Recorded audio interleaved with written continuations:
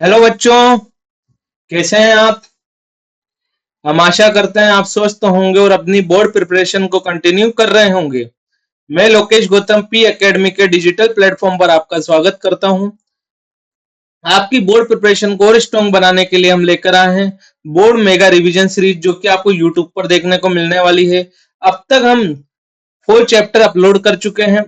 ये जो हमारा नेक्स्ट चैप्टर होने वाला है, चैप्टर 5, जो कि कोऑर्डिनेशन कंपाउंड, ये आज अपलोड होने वाला है और साथ में जुड़े रहिए। तो स्टार्ट करें हम। कोऑर्डिनेशन कंपाउंड, बेटा एक बार बता दीजिए, ऑडियो और वीडियो ऑडिएबल है, दिख रहा है सब? बता दीजिए जल्दी कमेंट करके, जल्दी जल्दी, ताकि स्टार्ट करें बेटा फिर।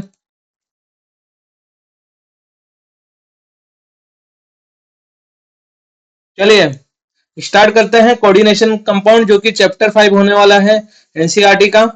कोऑर्डिनेशन कंपाउंड से रिलेटेड कुछ इंट्रोडक्शन पार्ट दिया हुआ है, आप पढ़ लीजिएगा। हम स्टार्ट करते हैं हमारा मेन चैप्टर। जब भी एसिड और बेस को मिलाया जाता है तो प्रोडक्ट के रूप में हमें सॉल्ट एंड वाटर मिलता है। अब सॉल्ट जो है वो दो तरह के देखने को मिलते हैं हमें। एक होता है सिंपल सॉल्ट,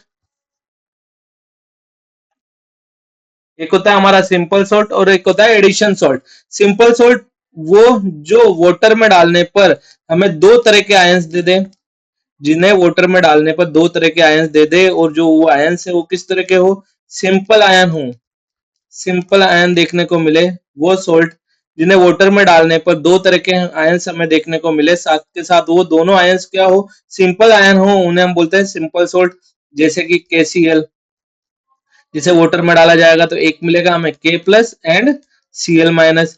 सेकंड हम देख सकते हैं NaCl, जिसे वाटर में डालने का Na+ और Cl- देखने को मिलता है। हम ले सकते हैं MgCl2, जो कि सिंपल सोल्ट होते हैं। इसी तरह से बात करी जाए एडिशन सोल्ट की, तो ये दो तरह के एडिशन सोल्ट हमें देखने को मिलते हैं। फर्स्ट है हमारा एडिशन सोल्ट, हमें दो तरह के देखने को मिलते हैं। फर्स्ट है हमारा डबल सोल्ट, डबल सोल्ट जिसे वाटर में डालने पर हमें तीन तरह के आयन देखने को मिले। 3 टाइप्स ऑफ आयन हमें देखने को मिले। टाइप से बेटा, 3 टाइप्स, 3 टाइप्स के आयन हमें देखने को मिले। वो आयन कैसे होने चाहिए, सिंपल आयन होने चाहिए। वो डबल सोल्ट जिसे वाटर में डाला जाए। 3 टाइप ऑफ आयन देखने को मिले, साथ के साथ जो तीनों आयन है वो क्या होने चाहिए, सिंपल आयन होने चाहिए। उन्हें बोला जाता है डबल सोल्ट, जैसे कि मोर सोल्ट, मोर सोल्ट, मोर सोल्ट जो कि होता है FeSO4, FeSO4 dot NH4 twice SO4 dot 6H2O। ये होता है हमारा मोर सोल्ट का फॉर्मूला, जिसे वाटर में डाला जाता है। तो ये कौन कौन से आयन देख किस कौन कौन से टाइप आयन देखने को मिलते हैं, तो एक तो होता है हमारा Fe+2, सेकंड होने वाला है SO4-2, एंड थर्ड अगर देखें तो होता है NH4+।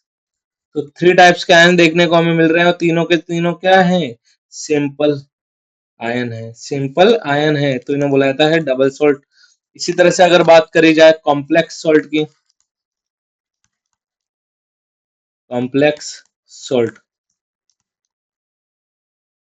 जिसे वाटर में डालने पर हमें क्या मिले, कॉम्प्लेक्स आयन मिले। अभी तक क्या मिल रहा था, सिंपल आयन मिल रहा था।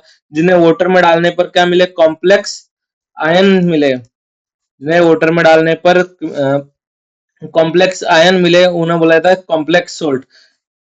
अब किस तरह के आयंस होते हैं ये हम देखने वाले हैं। तो आगे देखिए, इसके लिए एक एग्जांपल ले लेते हैं। साइड में जगह देख लेते हैं, यहाँ देख लेते हैं इधर। जैसे कि मैं ले रहा हूँ FeSO4, FeSO4 ये क्या है बेटा, एक तरह का सॉल्ट है। इस सॉल्ट को जब भी मैं वाटर में डालूंगा, डाल दिया वाटर में, तो ये क्या होगा, ये डिसोशिएट हो जाएगा। किसमें, Fe+2, दिख रहा है आपको इधर साइड में, Fe+2 एंड SO4-2 में, Fe+2 प्लस SO4-2 में।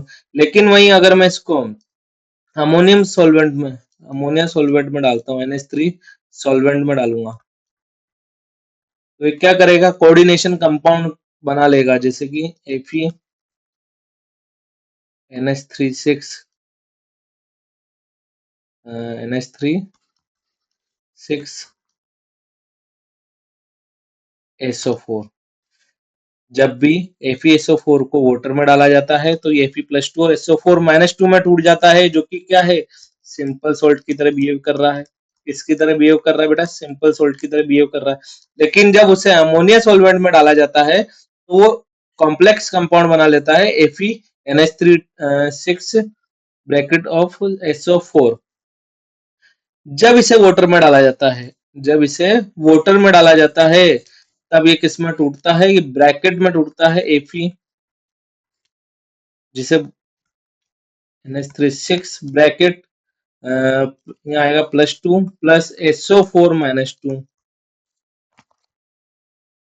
SO4-2।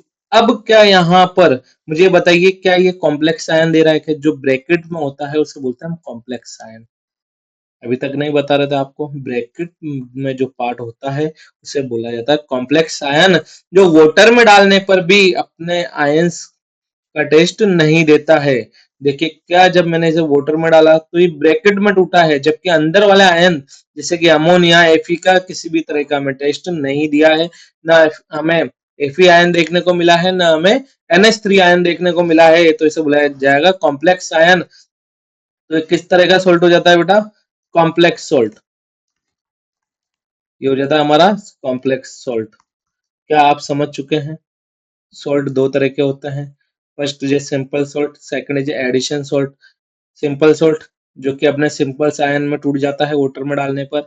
एडिशन सोल्ट दो तरह के होते हैं, वो भी double salt and complex salt. Double salt जिसमें वाटर में डालने पर हमें 3 टाइप्स के आयन देखने को मिलते हैं और वो भी सिंपल आयन ही होते हैं, जबकि कॉम्प्लेक्स सोल्ट को जब वाटर में डाला जाता है तो हमें 2 टाइप्स के आयन देखने को मिलते हैं, 2 टाइप्स के आयन देखने को मिलते हैं, जिसमें से एक आयन, कम से कम एक आयन क्या होगा? कॉम्प्लेक्स आयन होगा। क्लियर? चलिए आगे बढ़े। चलिए अभी इधर ले लेते हैं वापस हमारे मेन पार्ट पे। नेक्स्ट है हमारा इंपॉर्टेंट टर्म्स। अब हम टर्म्स देखने वाले हैं किसको क्या बोला जाएगा। अभी तक तो हम ब्रैकेट कुछ भी बोल रहे थे, अब यहाँ देखिए, हम जैसे मैं एग्जांपल ले लेता हूँ K4 Fe CN6 bracket. Clear है? यहाँ पर अब समझते हैं बेटा, इनकी लेबलिंग करते हैं। देखिए जो ब्रैकेट वाला ये आयन है, ये ब्रैकेट वाला, इसे बोला जाता है कॉम्प्लेक्स आयन। कॉम्प्लेक्स आयन इसे बोला जाता है सिंपल आयन,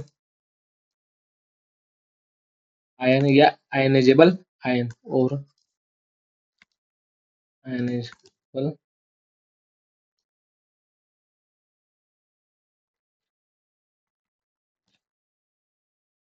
ठीक है, इसी तरह से ये जब भी वाटर में डालने पर टूटेगा तो ये कौन सा पार्ट होने वाला है हमारा? केटायन।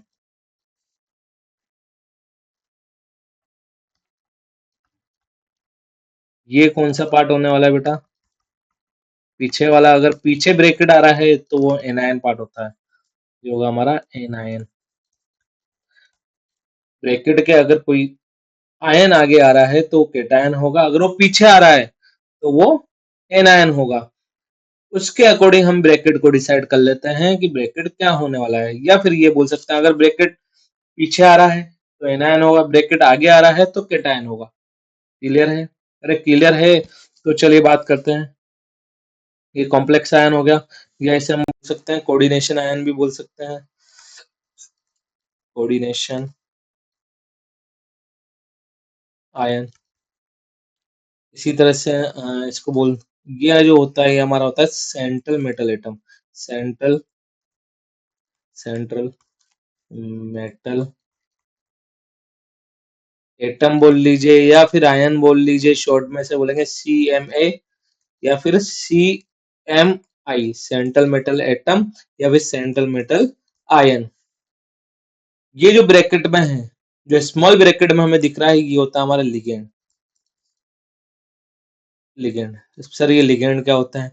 जो लोन पे डोनेट करता है, जो इलेक्ट्रॉन डोन इलेक्ट्रॉन लोन पेयर, क्या लिख रहा हूँ, lone pair donating species, donating species, जो भी मॉलिक्यूल या एलिमेंट लोन पेयर डोनेट करता है वो हमारा क्या होता है, लिगेंड होता है। इसी तरह से ये क्या बताता है बेटा, ये होता है हमारा coordination number, coordination number short में लिख रहे हैं कोऑर्डिनेशन नंबर। तो इस तरह से ये जो पूरा कोऑर्डिनेशन कंपाउंड या मॉलिक्यूल कंपाउंड बोल लीजिए या कॉम्प्लेक्स बोल लीजिए, इसकी लेवलिंग हम कर चुके हैं। इसी के साथ अब आगे बढ़ते हैं, आगे बढ़ते हैं बेटा। क्या मैं ये बात मैं बता चुका हूँ क्या, जो नेक्स्ट आने वाली है टाइप ऑफ, इसको ऊपर लेते हैं पहले तो, type of complex, type of complex. Complex कितने तरह के देखने को मिल सकता है, अगर चार्ज के बेसिस पे देखा जाए, चार्ज के बेसिस पे देखा जाए तो एक होता है कैटायनिक कॉम्प्लेक्स, एनायनिक कॉम्प्लेक्स और न्यूट्रल कॉम्प्लेक्स।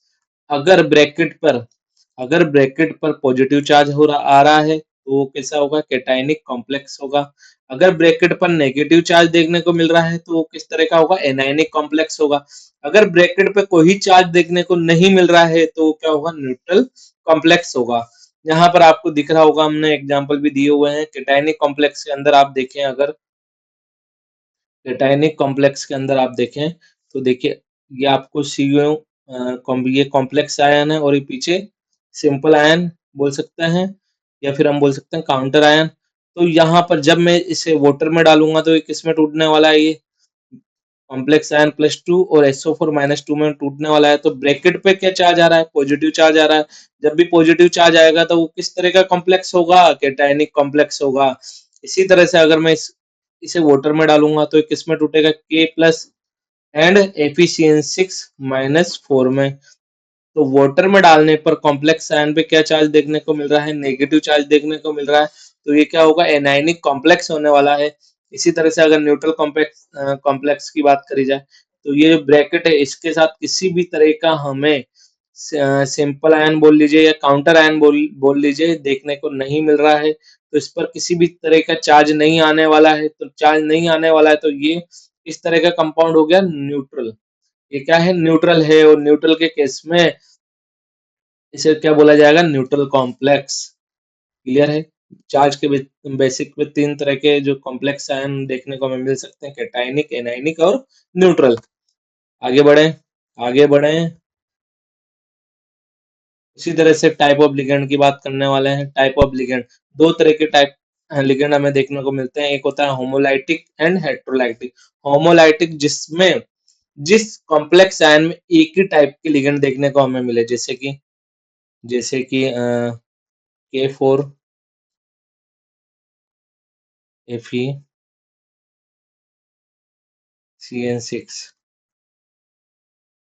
क्या इसमें ये लिगेंड ही है। ब्रैकेट में जो स्मॉल ब्रैकेट में क्या लिगेंड है, इसमें क्या एक ही टाइप के लिगेंड हमें देखने को मिल रहे हैं तो इसे बोला जाता है हेमोलाइटिक। हेमोलाइटिक। और जहां पर मोर देन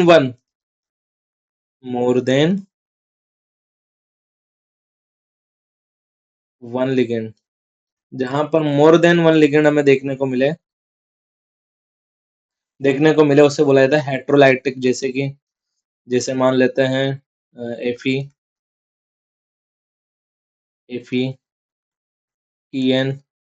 Cl Br।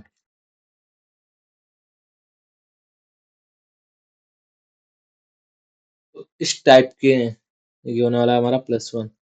तो इस टाइप के जो कॉम्प्लेक्स आयन है जिसमें हमें एक टाइप का लिगेंड ये है, सेकंड टाइप का लिगेंड हमारा Cl- होने वाला है, थर्ड टाइप का लिगेंड हमारा Br- होने वाला है। तो क्या मोर देन वन लिगेंड है, क्या मोर देन वन लिगेंड के केस में हम उनसे क्या बोल देते हैं, हेट्रोलाइटिक। हेट्रोलाइटिक लिगेंड कहा जाता है। अब सर ये लिगेंड कैसे पहचानेंगे, ये लिगेंड है क्या है बेटा, उसी की तो आगे हम बात करेंगे। पहले हम देखते हैं number of central metal ion. Number of central metal ion के बेसिस पे भी मोनोन्यूक्लियर एंड पॉलीन्यूक्लियर है बेटा। पॉलीन्यूक्लियर दो पार्ट में बांटा गया है, मोनोन्यूक्लियर और पॉलीन्यूक्लियर। वन टाइप जहां पर one type central metal atom बोल लीजिए, सेंट्रल मेटल आयन बोल लीजिए, one type of central metal atom देखने को मिले, वो क्या होगा? मोनोन्यूक्लियर। मोनोन्यूक्लियर होने वाला है, जैसे कि पीटी, क्या एक ही टाइप का है क्या? या वन वन टाइप बोल लीजिए, वह बोल सकते हैं दो मिले या एक मिले। सिंगल अगर सेंट्रल मेटल एटम मिल रहा है, वन सेंट्रल मेटल एटम मिल रहा है, तो उस केस में बोला जाएगा मोनोन्यूक्लियर। और वहीं अगर मोर देन वन देखने को मिले, more than one, more than one central metal atom देखने को हमें मिले, तो उससे जब बोला जाएगा पॉलीन्यूक्लियर। जैसे कि यहाँ देखिए, दो है, मैंने ये दो सेंट्रल मेटल एटम हमें देखने को मिल रहा है। अरे यहाँ भी देखिए, दो सेंट्रल मेटल हमें देखने को मिल रहे हैं, तो ये एक तरह से ये भी बोला जा सकता है, बाई न्यूक्लियर भी बोला जा सकता है, बाई न्यूक्लियर। बाई न्यूक्लियर भी हमें इससे बोला जा सकता है। तो ये हो गया मोनोन्यूक्लियर, पॉलीन्यूक्लियर। इससे के आगे बेसिस पे देखते हैं हम, on the basic of stability. अब स्टेबिलिटी की बात करने वाले हैं कॉम्प्लेक्स कंपाउंड की, कि कब कॉम्प्लेक्स कंपाउंड होगा, कब नहीं होगा। देखिए, उस बेसिस पे हम बोलने वाले हैं परफेक्ट कॉम्प्लेक्स और इम्परफेक्ट कॉम्प्लेक्स।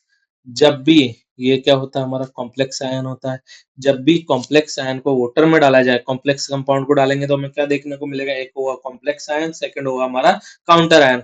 अगर कॉम्प्लेक्स आयन वाले एलिमेंट बोल लीजिए, या एटम बोल लीजिए, या फिर आयन बोल लीजिए, कॉम्प्लेक्स आयन के अंदर वाले एटम या आयंस भी अपना टेस्ट दे दे वाटर के अंदर या किसी भी सॉल्वेंट के अंदर, उसे बोला जाएगा इनपरफेक्ट कॉम्प्लेक्स। अगर नहीं देते हैं, तो उसे बोला जाता है परफेक्ट कॉम्प्लेक्स। जैसे कि आपको एक एग्जांपल दिख रहा होगा, K2CdCN4। यहाँ पर जब हमने इसे वाटर में डाला, तो हमें किसी भी तरह का यहाँ पर आयंस का प्रोडक्ट देखने को नहीं मिला है। मतलब कॉम्प्लेक्स आयन के अंदर की बात चल रही है बेटा, कॉम्प्लेक्स आयन। वैसे तो हमें क्या देखने को मिलेगा? K प्लस ब्रैकेट में क्या होगा? जो भी होगा आ जाएगा, CdCN4, ये होगा -2। वाटर में डालने पर ये अपने आयंस में टूटेगा, लेकिन ब्रैकेट जो होगा कॉम्प्लेक्स आयन, वो अपना टेस्ट नहीं दे रहा है, तो इस वजह से ये क्या हो जाएगा? वाटर के अंदर परफेक्ट कॉम्प्लेक्स हो जाएगा, परफेक्ट कॉम्प्लेक्स हो जाएगा। लेकिन जब भी मैं इसे H2S में डालूंगा, तो H2S के अंदर देखिए क्या दे रहा है? CDS दे रहा है। अभी CD कहाँ से आया बेटा? ये यहाँ से आया। जरूरी है कॉम्प्लेक्स आयन H2S में डालने पर टूट गया होगा, और जो अंदर कैडमियम है या CD है, वो सल्फर के साथ मिलकर क्या बना लिया होगा? CDS बनाकर, सॉल्ट बनाकर कहाँ बैठ गया होगा?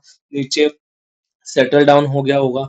तो यहाँ पर क्या इस कॉम्प्लेक्स आयन के आयंस ने अपना टेस्ट दिया है? हाँ सर, दिया है। तो ये क्या हो गया है? इम्परफेक्ट हो गया है, इम्परफेक्ट हो गया है। इसी तरह से आगे देखिए, जब मैंने इसे एसिडिक मीडियम में डाला, जब मैंने इसे एसिडिक मीडियम में डाला, तो हमें क्या प्रोडक्ट देखने को मिला? HCN gas. तो HCN गैस देखने को मिली है, तो CN जो होगा वो कहाँ से आया होगा? साइनाइड कहाँ से आया होगा? कॉम्प्लेक्स आयन ने जब हमें डाला एसिडिक मीडियम में, तो CN जो अंदर आयन था, उसने अपना टेस्ट दे दिया है, और HCN बन के वो बाहर निकल गया है। तो इस वजह से ये भी क्या होगा? इम्परफेक्ट होने वाला है। ये भी क्या होगा? इम्परफेक्ट होने वाला है। यहाँ तक क्लियर है? यहाँ तक क्लियर है? परफेक्ट कॉम्प्लेक्स और इम्परफेक्ट कॉम्प्लेक्स, जिसे वाटर में डाला जाए या किसी भी अदर सॉल्वेंट में डालने पर, अगर कॉम्प्लेक्स आयन वाले आयंस या एटम अपना टेस्ट दे दें, तो वो इम्परफेक्ट होगा। अगर नहीं देंगे, तो वो परफेक्ट कॉम्प्लेक्स होगा। Simple definition. चलिए आगे बढ़ते हैं। लिगेंड्स। अब हम बात करने वाले हैं लिगेंड्स की। हम बात करने वाले हैं लिगेंड्स की। लिगेंड्स क्या होते हैं? Which donate lone pair to central metal atom. जो जो सेंट्रल मेटल एटम को क्या दे दे? लोन पेयर दे दे, उन्हें हम क्या बोलते हैं? लिगेंड बोलते हैं। अब जब ये लोन पेयर दे रहे हैं, तो कौन सी बॉन्डिंग होगी? कोऑर्डिनेशन बॉन्डिंग होने वाली है। Coordination bonding, via coordination. थोड़ा सा लेक कर रहा है बेटा। कोऑर्डिनेशन बॉन्ड, इस बॉन्ड के थ्रू होने वाली कोऑर्डिनेशन बॉन्ड जानते हैं। कोई अपना लोन पेयर किसी के वेकेंट ऑर्बिटल में दे दे तो इस बॉन्ड को कहा जाता है कोऑर्डिनेशन बॉन्ड, कोऑर्डिनेट बॉन्ड।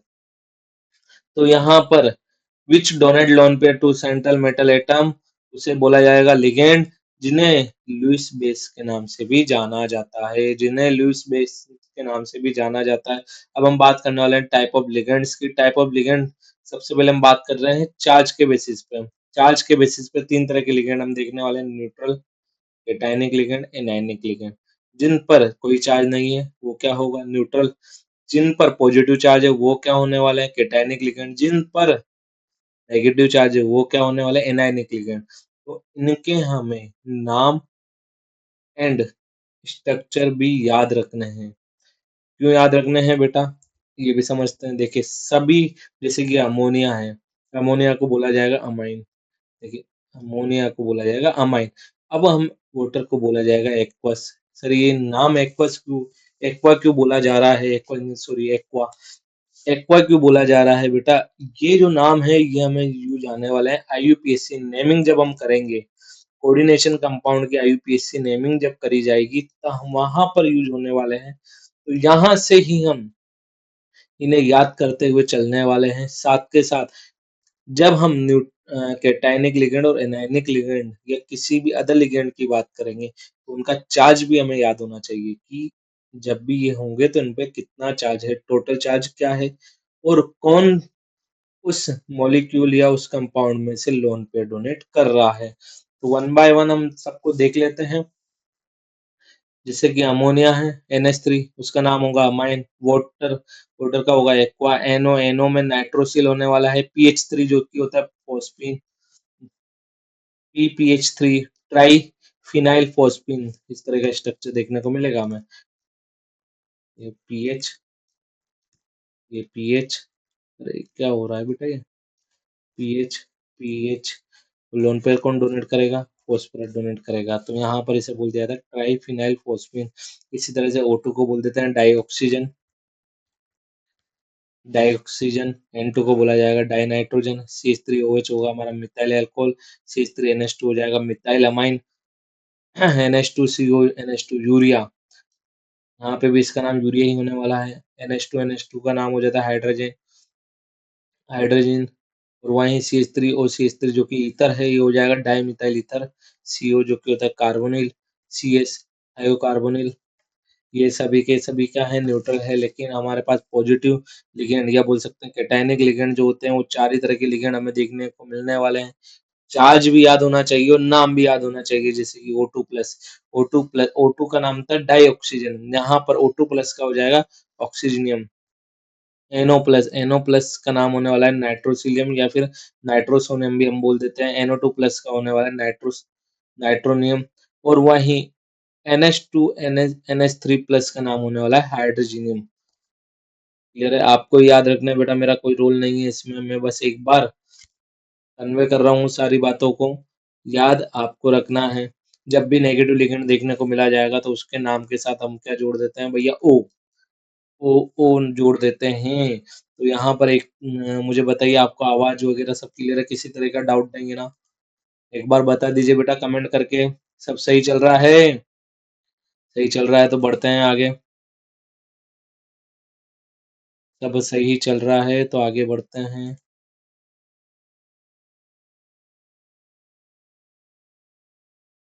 चलिए, नेगेटिव लिगेंड में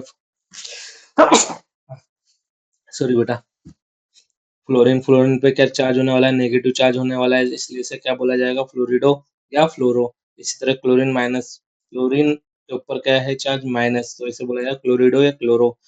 आयोडीन, आयोडीन पे माइनस चार्ज है इसलिए इसे बोला जाएगा, अच्छा बेटा ये गलत लिखा है, क्या हुआ है, अरे ब्रोमीन खा गया भाई, ब्रोमीन खा गए तो Br आएगा यहाँ पे, Br-।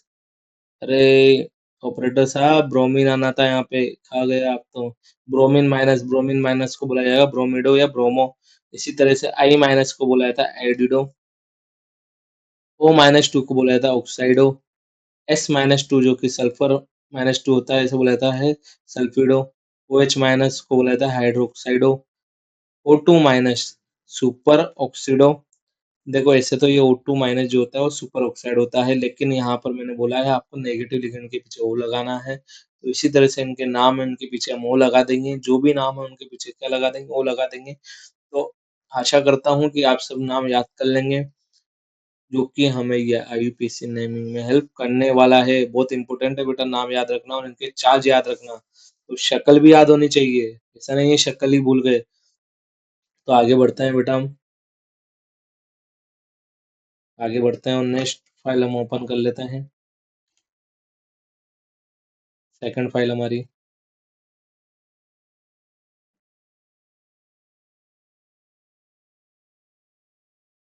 जब तक आप बताइए कोई दिक्कत तो नहीं है ना, किसी तरह की कोई परेशानी।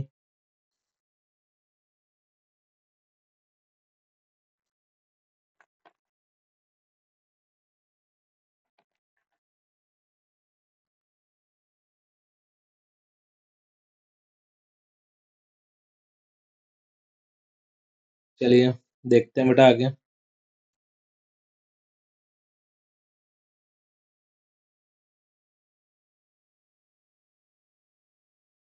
चलो मुझे बताइए अभी तक हम क्या पढ़ रहे थे। हम चार्ज के बेसिक में लिगेंड पढ़ रहे थे। अभी तक हम ligands, neutral ligand, cationic ligand और एनायनिक लिगेंड की बात कर चुके हैं। अब हम बात कर रहे हैं उनकी डेंटिसिटी की। डेंटिसिटी क्या होता है बेटा? Denticity is number of lone pair shared by one ligand. एक लिगेंड कितने लोन पेयर डोनेट कर रहा है, क्योंकि कभी कभी ऐसा होता है कोई भी लिगेंड है या तो वन कर रहा होगा तो मोनोडेंटेड है, टू कर रहा हो तो बाइडेंटेड। ऐसा नहीं है ना एक ही लोन पे डोनेट करे, एक ही लोन पे डोनेट करे। जितने वो लोन पे डोनेट करेगा उसे बोला जाएगा उसकी डेंटिसिटी, उसे बोला जाता है उसकी डेंटिसिटी। ठीक है, तो सबसे पहले हम देखने वाले हैं मोनोडेंटेड। मोनोडेंटेड मतलब जो एक ही लोन पे डोनेट करे, जो कि एक ही लोन पे डोनेट करे। जो डेंटिसिटी है उसको एक्स, अलग अलग बुक में अलग अलग नाम से जाना जाता है, एक्स या एन से भी डिनोट करा जाता है। लोन पेयर जिसमें एक ही डिनोट करे, जैसे कि chlorine, fluorine, NO plus CO, ये सभी के सभी क्या करते हैं, एक ही लोन पे डोनेट करते हैं, इसलिए इन्हों बोला जाता है मोनोडेंटेड। बहुत सारे हैं जो कि अभी हम अभी जस्ट पढ़ के आए हैं, वो सभी के सभी वन लिगेंड जो है वन लोन पे डोनेट करते हैं, इसलिए उनको बोला जाता है मोनोडेंटेड। इसी तरह से सेकंड है हमारा बाइडेंटेड। बाइडेंटेड जो कि दो लोन पे डोनेट करे, लोन पे टू, दो लोन पे डोनेट करते हैं, उन्हें बोला जाता है बाइडेंटेड। जो कि देखिए लिखा हुआ है n=2 होने वाला है, जिसके लिए डेंटिसिटी की वैल्यू हो जाती है 2। अब आपको वन बाय वन नाम, स्ट्रक्चर देखने को मिलने वाले हैं और चार्ज, तीनों चीजें आप याद रखेंगे, शॉर्ट नेम भी याद रखेंगे। जैसे कि इथाइलिन डाई अमाइन, ये साथ में आएगा बेटा, ये पूरा साथ में, ये स्पेस नहीं आएगा। इथाइलिन डाइअमाइन, इथाइलिन डाइअमाइन को EN से भी शॉर्ट में याद रखा जाता है। जहां पर दो कार्बन के साथ कौन जुड़ा हुआ है, अमोनिया जुड़ा हुआ है, NH3 जुड़ा हुआ है। अब यहाँ पर जो अमोनिया है, नाइट्रोजन है, अमोनिया में नाइट्रोजन जो है उसके पास भी एक लोन पेयर है और इस नाइट्रोजन के पास भी एक लोन पेयर है, और दोनों जो है लोन पेयर शेयर करते हैं। इस वजह से ये किस तरह का कंपाउंड हो गया, बाइडेंटेट हो चुका है। ठीक है, नेक्स्ट देखिए ऑक्जिलेटो, जिसे OX-2 के डिनोट करा जाता है, जिस पर -2 चार्ज होता है। अब यहाँ देखिए यहाँ कार्बन है, ये चीज आपको पता होता है, मुझे अगर ये अभी तक आपको पता नहीं है तो बहुत दिक्कत की बात है बेटा। तो यहाँ पर देखिए कौन का एटम, कौन सा एटम यहाँ पर लोन पे डोनेट कर रहा है, तो ये देखिए ये वाला जो ऑक्सीजन है और ये वाला ऑक्सीजन जो है, ये दोनों ऑक्सीजन लोन पे डोनेट करने वाले हैं। स्ट्रक्चर नाम याद होने चाहिए। इसी तरह से थर्ड लेते हैं ग्लाइसिनेटो।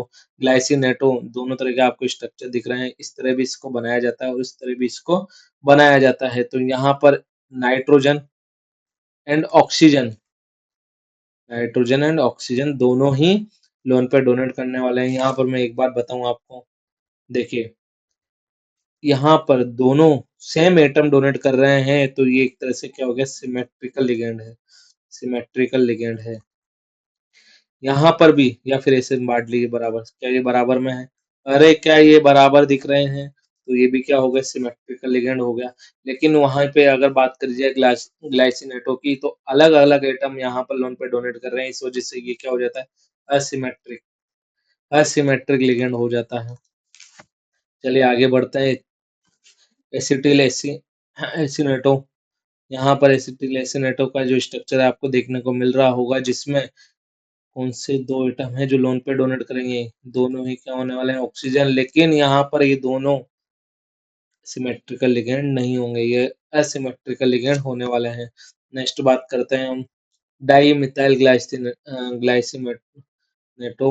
यहाँ पर जब इनकी बात करी जाए तो कौन कौन से एटम यहाँ पर लोन पे डोनेट कर रहे हैं, बताइए कौन कौन से एटम यहाँ पर लोन पे डोनेट कर रहे हैं। बेटा यहाँ पे दोनों नाइट्रोजन जो है वो लोन पे डोनेट कर रहे हैं, दोनों नाइट्रोजन यहाँ पर लोन पे डोनेट कर रहे हैं। सर ये ऑक्सीजन क्यों नहीं कर रहे हैं जबकि ये तो बाहर है?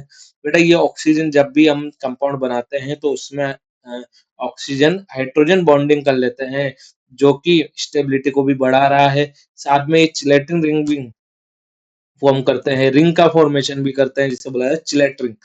तो यहाँ पर ये ऑक्सीजन और ये OH ग्रुप क्या कर रहे हैं, फर्स्ट हाइड्रोजन बॉन्डिंग कर रहे हैं, सेकंड रिंग का फॉर्मेशन कर रहे हैं, जो कि स्टेबिलिटी को बढ़ाता है।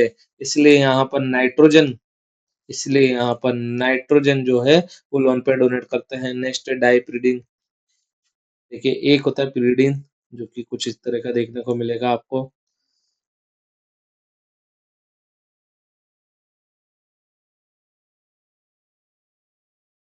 ये होता है हमारा पायरिडिन। पायरिडिन जिसे शॉर्ट में लिखा जाता है PY। यहाँ पर कौन लोन पे डोनेट कर रहा है, नाइट्रोजन, इसलिए ये होता है मोनोडेंटेट। जिसका 1 होता है ये होता है मोनोडेंटेट। जबकि जो डाइप्रिडिन है यहाँ पर दोनों नाइट्रोजन लोन पे डोनेट करने वाले हैं, तो ये हो जाता है हमारा डाइप्रिडिन।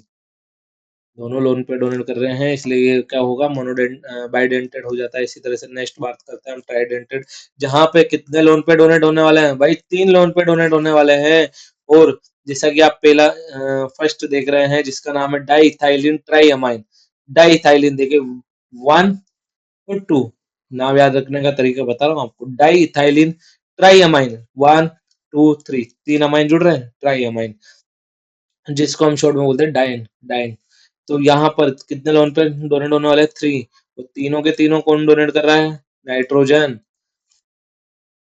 तो इसे बोला जाएगा ट्राइडेंटेड लिगेंड। इसी तरह से टेट्राडेंटेड, जहाँ पे 4 लिगेंड, 4 लोन पे डोनेट होते हैं। कितने लोन पे डोनेट हो रहे हैं बेटा, 4 लोन पे डोनेट होते हैं। जैसे कि आपको दिख रहा होगा नाम में ट्राई इथाइलिन, अरे दोबारा नाम याद कर लो, ट्राई इथाइलिन, 3 इथाइलिन है। और कितने अमाइन है, 4, 1 2, अरे गलत बन गया क्या, 2 3 एंड 4। तो नाम याद रखने का तरीका है, पहली बात है स्पेस नहीं आएगा बेटा, ये स्पेस नहीं आता है, ये सब ऑपरेटर की गलतियां हैं। ठीक है, तो यहाँ पर हम क्या कर रहे हैं, क्या कर रहे थे, हाँ यहाँ पर हम ट्राइडेंटेड लिगेंड, क्योंकि ये 4 लोन पे डोनेट हो रहे हैं और चारों के चारों कौन कर रहा है, नाइट्रोजन कर रहे हैं। नाइट्रोजन अपना लोन पे डोनेट कर रहा है सेंट्रल मेटल एटम को, इसलिए इसे बोला जाएगा ट्राइडेंटेड, टेट्राडेंटेड, सॉरी 4 है ना बेटा, टेट्राडेंटेड, जिसमें 3 लोन पे डोनेट होते हैं उसको बोला जाता है ट्राइडेंटेड। यहाँ पे 4 लोन पे डोनेट हो रहे हैं, इसलिए बोला जाएगा टेट्राडेंटेड, इसे बोला जाएगा टेट्राडेंटेड। उसी तरह फिफ्थ देखते हैं, हेक्साडेंटेड। नाम से पता चल रहा है कितने लोन पे डोनेट होने वाले हैं भाई, 6। 6 लोन पे डोनेट होने वाले हैं। कौन करने वाला है जरा देख लेते हैं, पहले नाम देख लो। इथाइलिन डाइअमाइन, ये स्पेस नहीं आएगा। इथाइलिन डाइअमाइन टेट्रा एसीटेटो, जिसे बोला जाता है EDTA4, बहुत इंपॉर्टेंट है बेटा, EDTA4। EDTA4 जो कि देखिए अब यहाँ पर, अब कौन कौन जो है लोन पे डोनेट करता है। एक तो ये चारों ऑक्सीजन, जो कि ये चारों ऑक्सीजन है एसीटेटो के, ये चारों के चारों लोन पे डोनेट कर रहे हैं। साथ के साथ ये नाइट्रोजन जो है वो लोन पे डोनेट कर रहा है। तो यहाँ पर 6 लोन पे डोनेट होते हुए हमें दिख रहे हैं सेंट्रल मेटल एटम को, इसलिए इसे बोला जाता है हेक्साडेंटेड, इसलिए इसे बोला जाता है हेक्साडेंटेड। क्लियर है यहाँ तक? अब जब यही कंपाउंड जो कि अभी हम पढ़ के आए, monodentate, bidentate, tridentate, tetradentate, pentadentate, penta भी होता है बेटा, हेक्साडेंटेड, ये सभी अगर किस सेंट्रल मेटल एटम के साथ रिंग फॉर्मेशन कर रहे हो, रिंग का फॉर्मेशन कर रहे हो, तो उसे बोलते हैं चिलेट रिंग, उसे बोला जाता है चिलेट रिंग। और नंबर ऑफ चिलेट रिंग निकालने का फॉर्मूला होता है x = n-1। देखिए मैं ऊपर ही बता लेता हूँ आपको, ऊपर लिखे हुए हैं हमारे पास सभी के सभी। देखिए सबसे पहले ईएन से चालू करते हैं। ईएन मतलब इथाइलिन डायमाइन। इथाइलिन डायमाइन आजा आजा चलो।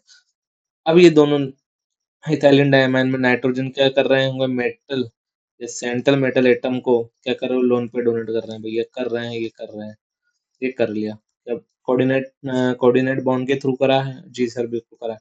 अब देखिए क्या ये रिंग फॉर्मेशन हो रही है क्या, अरे हो रही है, 1 2 3 4 5, ये 5 मेंबर रिंग फॉर्मेशन हो रही है, 5 member ring, 5 member ring formation कर रहा है, इसलिए इसे बोला जाता है चिलेट रिंग, इसे बोला जाता है चिलेट रिंग। और चिलेट रिंग निकालने का फॉर्मूला होता है x equal to n minus one, x equal to n minus one, और n is a denticity, n is a denticity, तो x इक्वल टू डेंटिसिटी कितनी है इसकी बेटा, बाइडेंटेड है तो 2 हो जाएगी, 2 - 1, x इक्वल टू 1। कितने रिंग फॉर्मेशन हो रही है, 1।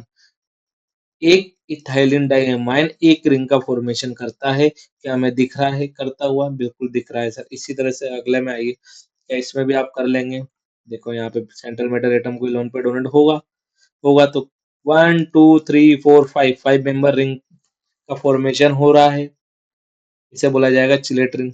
समझ में आ गया। इसी तरह से सभी के साथ एक बार आप फॉर्मेशन करके देखेंगे, सभी के साथ। जैसे कि मैं डाइप्रिडिन का बताता हूँ आपको, देखिए यहाँ पे डाइप्रिडिन में देख लेते हैं, सेंट्रल मेटल एटम है, क्या इसको ये लोन पे डोनेट हो रहा होगा, बिल्कुल हो रहा होगा सर, ये भी हो रहा होगा, बिल्कुल हो रहा होगा, तो यहाँ पर भी चिलेट्रिन का फॉर्मेशन हो रहा है क्या, बिल्कुल हो रहा है क्या, आइडेंटेड में देख लें, चलो देख लेते हैं। सेंट्रल मेटल एटम आया, उसको नाइट्रोजन ने क्या दिया है, लोन पेयर दिया है अपना, और एक रिंग का फॉर्मेशन करा है, देखिए 1 2 3 4 5, क्या ये एक रिंग है क्या, अगेन 1 2 3 4 5, क्या ये second member 5 member second ring है क्या, कितनी रिंग का फॉर्मेशन हो रहा है, 2 रिंग का फॉर्मेशन हो रहा है, कितने रिंग का फॉर्मेशन हो रहा है, 2 रिंग का फॉर्मेशन हो रहा है। क्या हमें फॉर्मूला पता है, x equal to n minus one, क्या वैल्यू रखनी आती है आपको, बिल्कुल आती है sir, x equal to n is a density, जो कि n इक्वल टू 3, तो 3 - 1 इज x इक्वल टू 2, कितने रिंग का फॉर्मेशन हो रहा है, 2, और अगर हमने देखा है तो 2 हो रहा है क्या, समझ में आ गया है। तो इसी के साथ आगे बढ़ते हैं, आप कर लेंगे, सभी के साथ चेक करना है। नेक्स्ट है हमारा फ्लेक्सीडेंटेड लिगेंड, ये लिगेंड है, क्या करते हो ऑपरेटर साहब, flexidentate ligand, flexidentate ligand, monodentate ligand which sometimes act as a bidentate ligand according to need of the complex are known as flexidentate ligand, वो लिगेंड जो जरूरत के हिसाब से अपनी डेंटिसिटी को चेंज कर ले, सिंपल लैंग्वेज में, वो लिगेंड जो जरूरत के अकॉर्डिंग अपनी डेंटिसिटी को चेंज कर ले, उसे बोला जाता है फ्लेक्सीडेंटेड लिगेंड। जैसे कि कोई लिगेंड है, जब तक जरूरत नहीं है वो एक ही लोन पे डोनेट कर रहा था, तो उसे बोला जाएगा मोनोडेंटेड लिगेंड, लेकिन जरूरत आने पर उसने 2 लोन पे डोनेट कर दिए, तो उसे बोला जाएगा बाइडेंटेड लिगेंड, और इसी को क्या बोलते हैं हम, फ्लेक्सीडेंटेड लिगेंड। जैसे कि आपको एग्जांपल दिख रहा होगा यहाँ पे, देखिए मैं बनाता हूँ पहले, ये हो गया हमारा सेंट्रल मेटल एटम, ये अमोनिया NH3, यहाँ पर NH3, NH3, यहाँ पर NH3, और यहाँ पर NH3, यहाँ पे इसे हटा देते हैं, ये लो, यहाँ पर कौन आ रहा है, CO3 आ रहा है, तो यहाँ पर CO3 देखिए, पहले स्ट्रक्चर देख लेते हैं, कुछ इस तरह का स्ट्रक्चर देखने को मिलता है हमें CO3 का, इस तरह का स्ट्रक्चर देखने को हमें मिलता है। तो यहाँ पर पहले तो ऑक्सीजन ने अपना लोन पे डोनेट करा,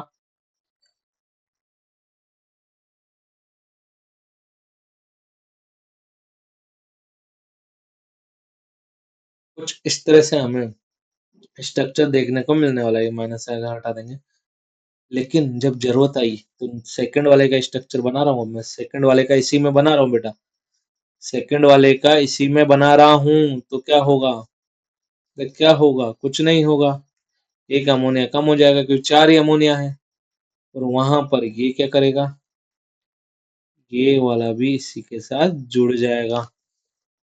तो क्या इस CO3 - 2 ने जरूरत के हिसाब से अपना लोन पे डोनेट करा है क्या? यहाँ पर उसने मोनोडेंटेट की तरह बिहेव करा है, तो यहाँ पर उसने बाइडेंटेट की तरह बिहेव करा है, इसलिए इसे बोला जाएगा फ्लेक्सीडेंटेट। नेक्स्ट देखते हैं ambidented ligand when more than one donor side is present but only one lone pair is shared by central metal ion या central metal atom। कोई लिगेंड है जिसके पास दो डोनर साइड है लेकिन वो फिर भी हमेशा वन डोनर साइड से ही लोन पेयर डोनेट करता है। दोनों डोनर एटम एक साथ लोन पेयर डोनेट नहीं करते हैं। एक टाइम पर एक ही donor atom lone pair donate कर रहा होगा, उसे बोला जाएगा एम्बिडेंटेड लिगेंड। जिससे कि सीएन में अगर हम बात करें तो कार्बन के पास भी लोन पेयर है, नाइट्रोजन के पास भी लोन पेयर है। एक टाइम पर कार्बन कर रहा है तो उसे बोलते हैं साइनिडो, नाम याद रखना है। और अगर नाइट्रोजन कर रहा है तो उसे बोला जाएगा आइसोसाइनिडो। इसी तरह से बाकी जितने भी एग्जाम्पल है आपको सामने दिख रहे होंगे स्क्रीन पर, तो ये सभी होने वाले हैं। आप याद करिएगा, नेमिंग याद करिएगा। इसी के साथ आगे बढ़ते हैं थर्ड फाइल पे। चल रहे हैं बेटा। यहाँ तक लिगेंड की कहानी आपको समझ में आ चुकी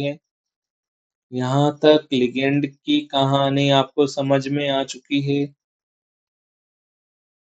सभी ठीक है? आवाज आ रहा है बेटा? कोई दिक्कत? देख लेते हैं एक बार।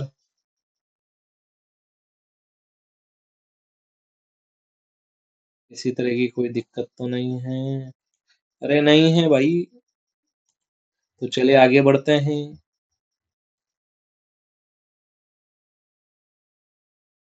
ये इंपॉर्टेंट पॉइंट है बेटा। On the basic of donor usually acceptor ability of ligand. देखिए, जैसे अगर मैं बात करूं यहाँ पर एफी, थोड़ा इधर ले लेते हैं ताकि और अच्छा समझ में आए आपको। एफी CN6। अभी मैं नॉर्मल एग्जांपल ले रहा हूँ आपके सामने -4। जब भी इसका स्ट्रक्चर डोनेटिंग स्पीसीज देखी जाएगी तो किस तरह देखा जाएगा, देखिए यहाँ पर CN जो है 6 CN है, 6 लोन पर डोनेट कर रहे होंगे। मान लेते हैं एक इधर से डोनेट कर रहा होगा, ये इस तरह से डोनेट कर रहे होंगे। कुछ इस तरह से ही कंपाउंड देखने को मिलता है हमें।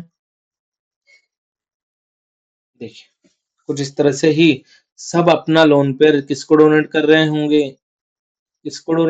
होंगे, आयरन को, एफी को। सब अपना लोन पेयर डोनेट कर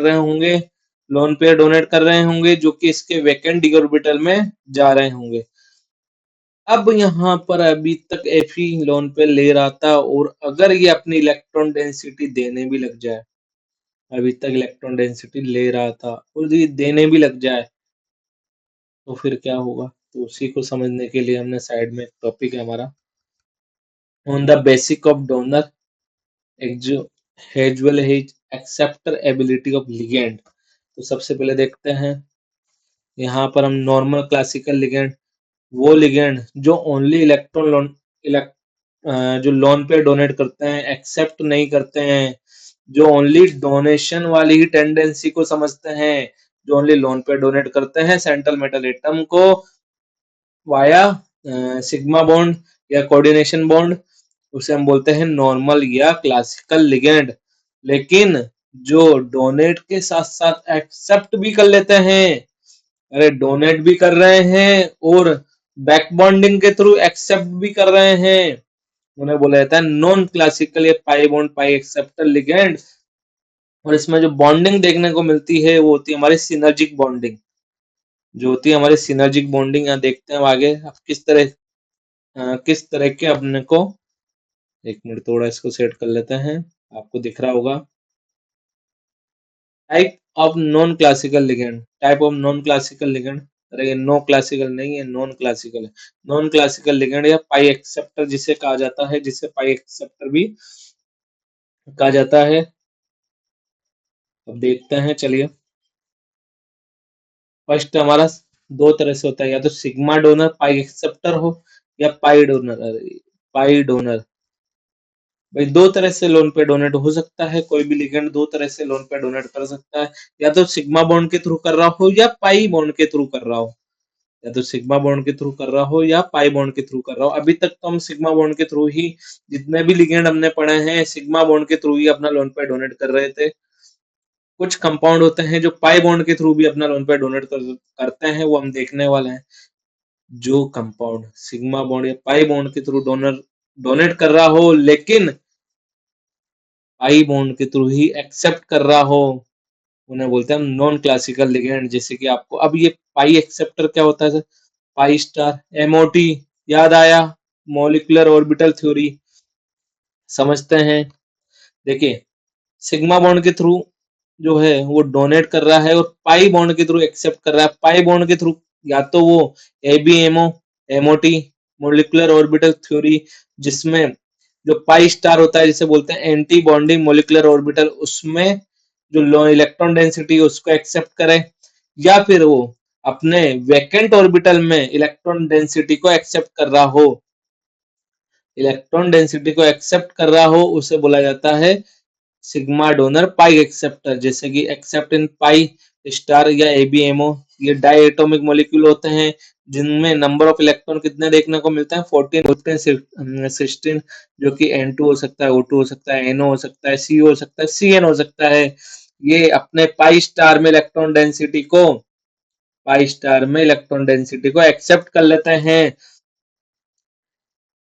अब यहाँ पर क्या होगा, जब भी सिनर्जिक बॉन्डिंग होगी या फिर ये पाई सिग्मा डोनर पाई एक्सेप्टर होगा, तो वहां पर अपना बीओ जो होता है, बीओ जो होता है वो लिगेंड का क्या हो जाता है? कम हो जाता है, बॉन्ड ऑर्डर कम हो जाता है। बॉन्ड ऑर्डर बीओ जो होगा वो कम हो जाएगा, किसी भी लिगेंड का बॉन्ड ऑर्डर क्या हो जाएगा? कम हो जाएगा। लेकिन एक्सेप्ट इन वैकेंट ऑर्बिटल में वो जो होता है, ये किसमें एक्सेप्ट करते हैं? डी ऑर्बिटल में एक्सेप्ट करते हैं। और डी ऑर्बिटल किनके पास होता है? 3D वालों के पास, 4D वालों के पास, 5D वालों के पास और 6D वाले एलिमेंट होते हैं उनके पास हमें डी ऑर्बिटल देखने को मिलते हैं, और इसी में ये इलेक्ट्रॉन डेंसिटी एक्सेप्ट करते हैं, जो कि आपको सामने दिख रहा होगा, चाहे वो थर्ड पीरियड का हो या फोर्थ पीरियड हो, 5 पीरियड हो या 6 पीरियड हो, ये अपनी इलेक्ट्रॉन डेंसिटी को एक्सेप्ट कर लेते हैं। वहां पर बॉन्ड ऑर्डर ऑफ लिगेंड जो होता है वो रिमेन सेम रहता है। इसी तरह से कुछ नया पॉइंट है जो हम यहाँ देखने वाले हैं, पाई डोनर और पाई एक्सेप्टर। सर ये क्या होता है पाई डोनर? अभी तक तो हम सिंगल बॉन्ड सिग्मा बॉन्ड के थ्रू ही यहाँ पे डोनेट कर रहे थे। अब देखिए जब भी इस तरह के कंपाउंड देखने को मिलते हैं, जैसे कि इथाइलिन दिख रहा होगा, क्या यहाँ पर डबल बॉन्ड है? क्या इलेक्ट्रॉन डेंसिटी होगी? तो ये इलेक्ट्रॉन डेंसिटी को जब वो सेंट्रल मेटल एटम को दे रहा होगा, तो उसे बोला जाता है पाई डोनर, उसे बोला जाएगा पाई डोनर। और ये अपने ही पाई स्टार में, ये अपने ही पाई स्टार ऑर्बिटल में, जो कि बोला जाता है एबीएमओ में, इलेक्ट्रॉन डेंसिटी को एक्सेप्ट कर रहे होंगे, तो वो हो गया पाई डोनर पाई एक्सेप्टर। जैसे कि ये होता है नीटा, जहां पर ये जो नंबर है वो होते हैं कितने एटम्स के बीच में ये इलेक्ट्रॉन डेंसिटी प्रेजेंट है, नंबर ऑफ एटम। जैसे कि यहाँ दो कार्बन के बीच में डबल बॉन्ड है इसलिए 2 आया है, तो नीटा टू इथाइलिन, जैसे कि हम यहाँ देखने वाले हैं आगे।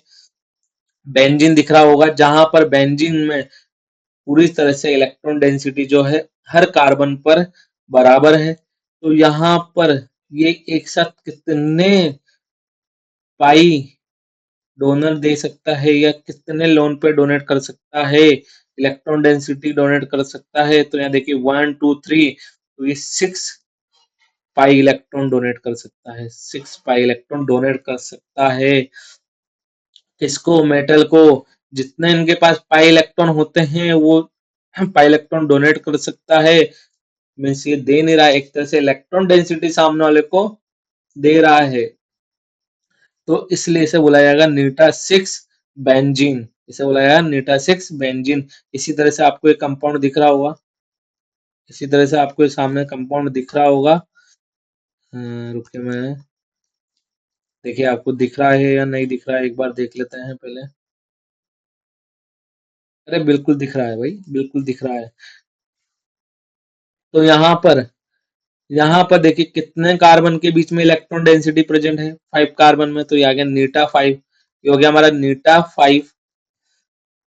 अब इसका नाम होगा साइक्लोपेंट, 5 कार्बन डाई इनाइल। और ये कितने पाई इलेक्ट्रॉन को डोनेट कर रहा होगा, ये भी 6 पाई इलेक्ट्रॉन को डोनेट कर रहा होगा, क्योंकि यहाँ पर क्या है, कॉन्जुगेशन है, जो कि 6 पाई इलेक्ट्रॉन के बीच में कॉन्जुगेशन होने की वजह से 6 पाई इलेक्ट्रॉन डोनेट कर रहा होगा। तो अगर इसकी डेंसिटी मुझसे पूछी जाए तो इसकी डेंसिटी बेटा 3 होगी। इसकी भी 3 होने वाली है, इसकी डेंसिटी होने वाली है 3।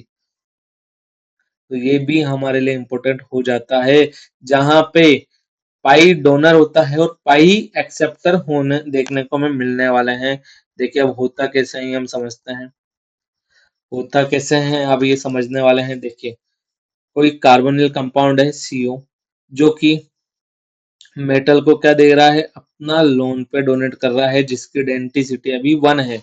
और यहाँ पर कार्बन और ऑक्सीजन के बीच में अगर बॉन्ड ऑर्डर की बात करी जाए तो वो है 3। वो है 3। अब ड्यूरिंग सिनर्जिक बॉन्डिंग जो भी एक्सेप्ट इलेक्ट्रॉन डेंसिटी वाला कॉन्सेप्ट चल रहा है उसे बोला जाता है सिनर्जिक बॉन्डिंग। और होती कैसे है देखने वाला है। ये कोई मेटल है जिसमें कार्बन अपने लोन पेयर को डोनेट कर रहा होगा उसके वैकेंट डी ऑर्बिटल में, नेगेटिव चार्ज, बॉन्ड ऑर्डर 3। कुछ इस तरह से हमें देखने को मिलने वाला है। सही है। अब यहाँ पर जब ये कार्बन इसकी इलेक्ट्रॉन डेंसिटी लोन पेयर को मेटल को दे रहा है,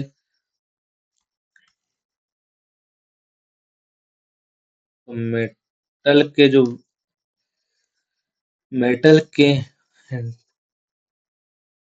मेटल की जो इलेक्ट्रॉन डेंसिटी है, मेटल पे क्या बढ़ रही है, धीरे धीरे इलेक्ट्रॉन डेंसिटी बढ़ रही है। और वो इलेक्ट्रॉन डेंसिटी वो सामने वाले कार्बन के सामने वाले कार्बन के ABMO ऑर्बिटल में, जिसे बोला था पाई स्टार, जो मेटल पे इलेक्ट्रॉन डेंसिटी बढ़ रही है वो किसको वापस दे रहा है, लिगेंड को दे रहा है, किसमें, अरे पाई स्टार ऑर्बिटल में, जिसे बोला था एबीएमओ में दे रहा है। और इस बैक बॉन्डिंग को बोलते हैं सिनर्जिक बॉन्डिंग। इस बैक बॉन्डिंग को बोला जाता है सिनर्जिक बॉन्डिंग। इस बैक बॉन्डिंग को बोला जाता है बेटा सिनर्जिक बॉन्डिंग। यहाँ तक क्लियर है। इस तरह बना देते हैं इसको। यहाँ तक क्लियर है। तो इसे बोला जाता है बैक बॉन्डिंग। जितनी ज्यादा मेटल आयन पर इलेक्ट्रॉन डेंसिटी बढ़ेगी, वे सब क्या कर रहे हैं, मेटल आयन को लोन पे डोनेट कर रहे हैं। जितनी ज्यादा मेटल आयन पर इलेक्ट्रॉन डेंसिटी बढ़ेगी, उतनी ही ज्यादा सिनर्जिक बॉन्डिंग बढ़ेगी। तो अब देखते हैं आफ्टर सिनर्जिक बॉन्डिंग क्या देखने को मिलेगा। देखिए मैं इधर बना रहा हूँ थोड़ा अच्छी तरह, आपको दिख नहीं रहा हो तो। ये तो हमारा हो गया कोऑर्डिनेशन के थ्रू ये अपने लोन पे डोनेट कर रहा है। अब यहाँ पर मेटल टू जो कार्बन है वहां पर सिनर्जिक बॉन्डिंग हो रही है। सिनर्जिक बॉन्डिंग की वजह से ये इफेक्ट कहाँ तक देखने को मिल रहा है हमें, ऑक्सीजन तक। और अब अगर मैं बात करूं बॉन्ड ऑर्डर की, देखिए जब सिनर्जिक बॉन्डिंग नहीं हो रही थी तो बॉन्ड ऑर्डर जो था कार्बन और ऑक्सीजन का वो 3 था, लेकिन अब सिनर्जिक बॉन्डिंग के बाद बॉन्ड ऑर्डर क्या होगा, कम हो जाएगा। लेकिन यहाँ पर अगर बॉन्ड ऑर्डर 1 था तो अब बॉन्ड ऑर्डर बढ़ जाएगा। तो बॉन्ड लेंथ का भी बता दीजिए, बॉन्ड लेंथ क्या हो जाएगी बेटा, कम हो जाएगी। यहाँ पर बॉन्ड लेंथ बढ़ जाएगी। और अगर मैं बात करूं बॉन्ड स्ट्रेंथ की, तो यहाँ पर बॉन्ड स्ट्रेंथ बढ़ जाने वाली है और यहाँ पर कम होने वाली है। क्या समझ में आया। सिनर्जिक बॉन्डिंग की वजह से मेटल कार्बन जो बॉन्ड है उसका बॉन्ड ऑर्डर बढ़ जाता है, और कार्बन और ऑक्सीजन जो लिगेंड के अंदर जो बॉन्ड है उसका बॉन्ड ऑर्डर कम हो जाता है। समझ में आ गया है। क्या मैंने आपको ये बोला था, जितनी ज्यादा इलेक्ट्रॉन डेंसिटी बढ़ेगी, जितनी ज्यादा इलेक्ट्रॉन डेंसिटी बढ़ेगी तो सिनर्जिक बॉन्डिंग बढ़ेगी। सिनर्जिक बॉन्डिंग अगर बढ़ती है तो क्या बॉन्ड ऑर्डर बढ़ेगा, क्या बॉन्ड ऑर्डर बढ़ेगा, तो नोट में देखिए क्या यही लिख रहा है क्या, negative charge on metal ion, मतलब एक तरह से इलेक्ट्रॉन डेंसिटी जो है, इलेक्ट्रॉन डेंसिटी जो है वो बढ़ रही है, इलेक्ट्रॉन डेंसिटी बढ़ रही है। तो bond order of metal carbon, metal और कार्बन के बीच में क्या हो रहा है, बढ़ रहा है। मेटल कार्बन के बीच में बॉन्ड ऑर्डर बढ़ रहा है और bond order of carbon oxygen के बीच में कम हो रहा है। समझ में आ गया है क्या? क्या इसी तरह से क्या ये क्वेश्चन आप कर देंगे? अरे कर देंगे, जल्दी पहुंच करिए और करके दिखाइए। Bond order of metal carbon, देखिए सबसे पहले तो हम क्या करेंगे, इनका ऑक्सीडेशन स्टेट देखने वाले हैं। अगर वेनेडियम की बात करें तो यहाँ पर इसका ऑक्सीडेशन स्टेट की बात करें तो ये देखिए माइनस चार्ज अंदर आएगा तो इसको होने वाला -1। ये एक सी आ रहा है, क्रोमियम आ रहा है भाई, क्रोमियम है, इसका ऑक्सीडेशन स्टेट 0 और यहाँ पे होने वाला +1। अरे अब बताइए, नेगेटिव चार्ज और मेटल बढ़ेगा तो bond order of metal carbon बढ़ेगा, तो जिस पर ज्यादा नेगेटिव चार्ज उसका bond order of metal carbon ज्यादा होगा। क्या ये साइंस सही है? सबसे ज्यादा किसका होने वाला है बॉन्ड ऑर्डर, इसका। तो मुझे बताइए बॉन्ड लेंथ अगर होगी तो किसकी होगी, मेटल कार्बन बॉन्ड लेंथ क्या यही होने वाली है? अरे इनवर्स ही तो होता है। और हमें क्या कंपेयर करना था, bond length of metal carbon. इसी तरह से अगर कार्बन ऑक्सीजन के बीच की बात करी जाए तो बॉन्ड ऑर्डर ऑफ कार्बन और ऑक्सीजन, तो यहाँ पर जब भी नेगेटिव चार्ज बढ़ेगा तो सिनर्जिक बॉन्डिंग बढ़ेगी, सिनर्जिक बॉन्डिंग बढ़ेगी तो मेटल और कार्बन के बीच में बॉन्ड ऑर्डर बढ़ेगा, तो कार्बन ऑक्सीजन के बीच में बॉन्ड ऑर्डर कम हो जाता है। तो इस तरह से हमें जो कंपैरिजन है वो देखने को मिलने वाला है। तो बॉन्ड लेंथ की अगर बात करी जाए मेटल कार्बन के बीच में तो ये इस तरह का ऑर्डर हमें देखने को मिलेगा। क्या आपका भी यही आया है? कमेंट करके बताइए, क्या आपका भी यही आया था? यहाँ तक कोई दिक्कत बेटा? अरे यहाँ तक कोई दिक्कत नहीं है तो आगे बढ़िए। चलिए, हम नेक्स्ट होने वाला हमारा फाइंड कोऑर्डिनेशन नंबर, जो कि आपको पता है कौन होता है, oxidation state of central atom and denticity, कितने number of lone pair donate हो रहे हैं, number of chelating ring of ligand हमें फाइंड आउट करने हैं। फर्स्ट हम करेंगे, बाकी आप करेंगे, क्वेश्चन डाउन नोट डाउन आप करेंगे। तो यहाँ देखिए सबसे पहले अगर मैं इसको लिखूं तो यहाँ पर हर एक बात मैं बताने वाला हूँ, ध्यान से सुन लेना। ये होता है हमारा काउंटर आयन, ये होता है हमारा कॉम्प्लेक्स आयन, कॉम्प्लेक्स आयन है कोऑर्डिनेशन आयन, ये लिख देते हैं यहाँ पर काउंटर आयन या सिंपल आयन, जो भी आपको बोलना हो। यहाँ पर ये होता है हमारा कोऑर्डिनेशन नंबर, कोऑर्डिनेशन नंबर अगर डेंटिसिटी 1 है तो यहाँ पर डेंटिसिटी अगर बात करी जाए इसकी तो डेंटिसिटी की अगर बात करी जाए तो वो होगी 1। और अगर डेंटिसिटी 1 है तो कोऑर्डिनेशन नंबर क्या होने वाला है, 6, क्योंकि 6 CN जो है 6 लोन पे डोनेट करेंगे तो यहाँ पर कोऑर्डिनेशन नंबर क्या देखने को मिलने वाला है, 6। अब अगर इस आयन को तोड़ा जाएगा तो यहाँ पर क्या चार्ज आएगा, देखिए ऑक्सीडेशन नंबर निकालते हैं, ऑक्सीडेशन नंबर निकाल रहे हैं बेटा, इसका सीख लेना आप। सभी का ऑक्सीडेशन नंबर लिखने वाला है, जो हमारा के है उस पर क्या चार्ज होता है, +1, तो 3 +1, अरे रेडॉक्स में पढ़ के आए हूं ना, प्लस Fe का क्या हमें कोऑर्डिनेशन स्टेट निकालनी है, प्लस Cn पर अगर बात करी जाए तो इसका कोई चार्ज होता है क्या, इस पर कोई चार्ज होता है क्या, नहीं होता है, तो इसके 6 0 जो कि इक्वल होगा पूरे मॉलिक्यूल के चार्ज पे, तो ये है 0। तो यहाँ पर हमें x इक्वल टू क्या देखने को मिलने वाला है, +3। x इक्वल टू क्या देखने को मिलने वाला है,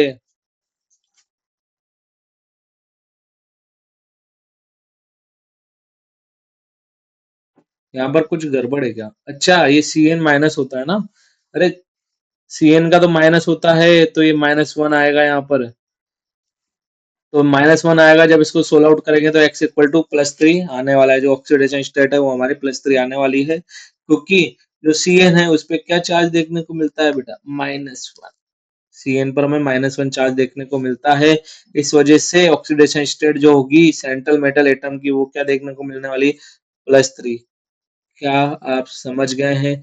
coordination number, oxidation state, denticity, बात करी जाए चिलेटिन चिलेटिन रिंग की तो यहाँ पर क्या CN किसी तरह का रिंग फॉर्मेशन करता है?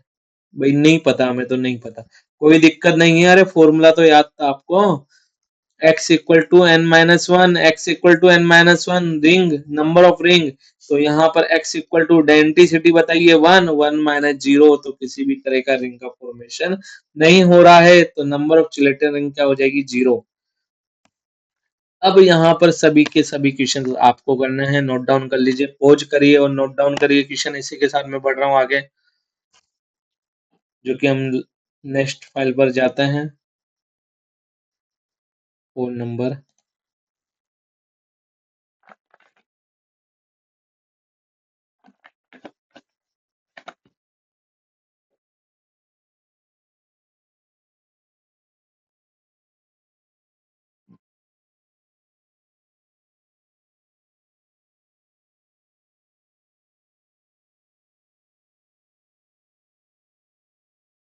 हम देखने वाले हैं IUPAC नोमेनक्लेचर। जैसे कि मैं अभी आपको बता रहा था कि कोऑर्डिनेशन कंपाउंड में जितने भी मैंने आपको अभी लिगेंड बताए हैं, उनके नाम आपको बोला था कि उनकी शक्ल और नाम दोनों याद कर लीजिए।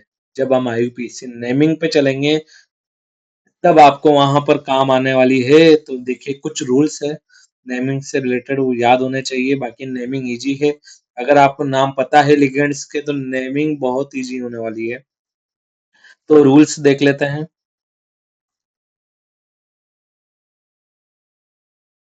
रूल्स देख लेते हैं। देखिए जब भी कोऑर्डिनेशन कंपाउंड की बात करें तो जो स्पेयर होगा, कोऑर्डिनेशन स्पेयर होगा, वो केटायन भी हो सकता है और एनायन भी हो सकता है। तो बंद हो जा भाई। ये केटायंस भी हो सकता है और एनायन भी हो सकता है। तो सबसे पहले हम बात करने वाले हैं कॉम्प्लेक्स अगर केटायन या न्यूट्रल है। अगर कॉम्प्लेक्स केटायन और न्यूट्रल है तो जो फॉर्मूला है नेमिंग लिखने का, सबसे पहले लिगेंड्स का नाम लिखा जाएगा, फिर सेंट्रल मेटल आयन का नाम लिखा जाएगा, देन उसका ऑक्सीडेशन स्टेट बताई जाएगी। पहले लिगेंड का नाम आएगा, फिर सेंट्रल मेटल आयन का नाम आने वाला है, फिर उसकी ऑक्सीडेशन स्टेट आएगी। देन अगर लिगेंड सेम है, मतलब होमोलाइटिक लिगेंड है, तो हमें कोई दिक्कत ही नहीं है। अगर हेट्रोलाइटिक लिगेंड है, मतलब मोर देन वन लिगेंड है या डिफरेंट लिगेंड है, तो उस केस में उनके नाम अल्फाबेटिक ऑर्डर में आने वाले हैं। उनके नाम अल्फाबेटिक ऑर्डर में आने वाले हैं। जैसे कि मान लो एक क्लोरीन भी आ रहा है और ब्रोमीन भी आ रहा है, तो सबसे पहले किसका नाम आने वाला है? ब्रोमो। फिर आने वाला है क्लोरीन का क्लोरो, ब्रोमो क्लोरो। तो इस तरह से नाम देखने को मिलने वाले हैं। अगर सेम लिगेंड है, लिगेंड अगर सेम है, जैसे कि मान लो टू ब्रोमो है, दो ब्रोमीन है, तो उसका नाम किस तरह लिखा जाएगा? Die bromo. Die bromo. तो ये डी है बेटा पहले तो, डाई ब्रोमो। तीन ब्रोमो है तो ट्राई ब्रोमो।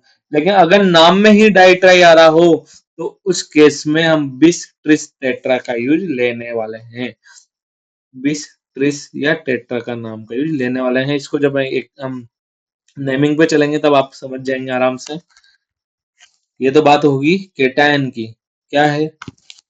सबसे पहले नाम आएगा आगे लिगेंड्स का, फिर सेंट्रल मेटल एटम का, फिर ऑक्सीडेशन स्टेट। अगर लिगेंड डिफरेंट है तो वहां पर अल्फाबेटिक ऑर्डर के नाम के अकॉर्डिंग लिगेंड के नाम लिखे जाएंगे।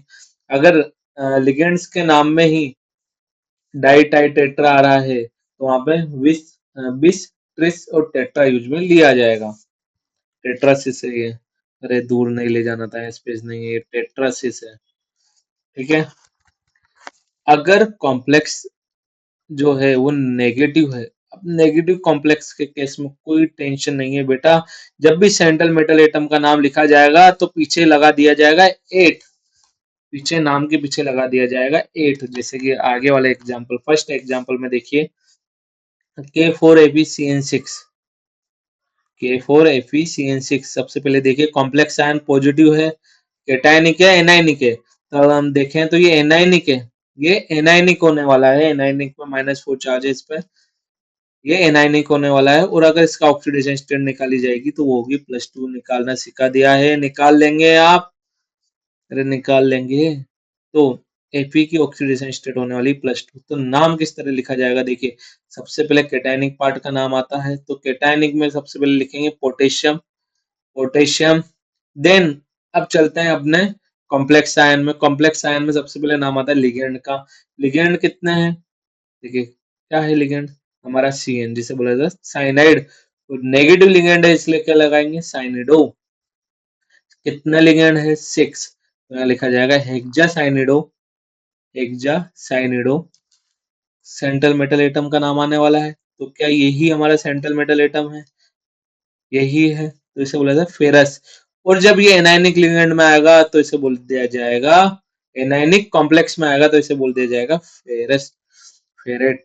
तो ये देखिए फेरेट, AT लगा दिया हमने, फेरेट। और एंड में आता है हमारा ऑक्सीडेशन स्टेट, हो जाएगी 2। क्या समझ में आ चुका है?